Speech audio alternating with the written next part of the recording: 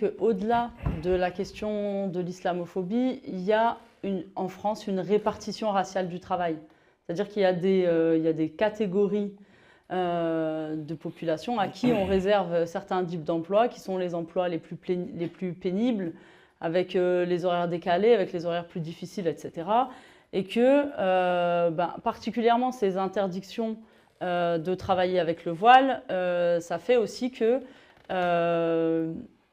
les femmes se retrouvent poussées vers les métiers invisibles. Et les métiers invisibles, qu'est-ce que c'est? C'est les grandes entreprises où les femmes, elles arrivent pour faire le ménage à 4 heures du matin et puis elles reviennent refaire le ménage le soir à 20 heures quand tout le monde a quitté les bureaux. Et ça, c'est le voile qu'on tolère au travail, c'est le voile des personnes qu'on ne voit pas, qu'on ne fréquente pas, qu'on n'a pas besoin de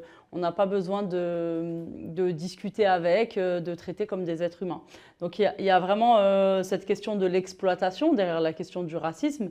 Et je veux dire, je ne vais pas revenir encore à la colonisation, mais c'est aussi lié, c'est-à-dire que comment quand les gens vont coloniser des pays, ils vont considérer que les gens qui sont sur place, c'est des gens qui sont inférieurs parce qu'ils sont d'autres races, donc c'est à ce moment-là qu'ils inventent les races, et que ces gens-là sont bons à être exploités, et donc avec quelque chose sur comment on traite les corps non blancs, comment les corps non blancs peuvent travailler dans des choses plus pénibles, porter des poids plus lourds. Vraiment, la pénibilité du travail, elle se retrouve toujours dans les expériences des personnes non blanches. Donc voilà, il y a vraiment cette question qui est importante, et toute cette question de l'ubérisation dont tu parles,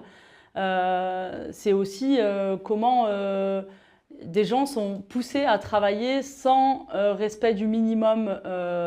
du SMIC, du salaire minimum, c'est-à-dire que l'ubérisation, c'est ça, c'est en fait travailler des heures et des heures dans une journée sans avoir le salaire minimum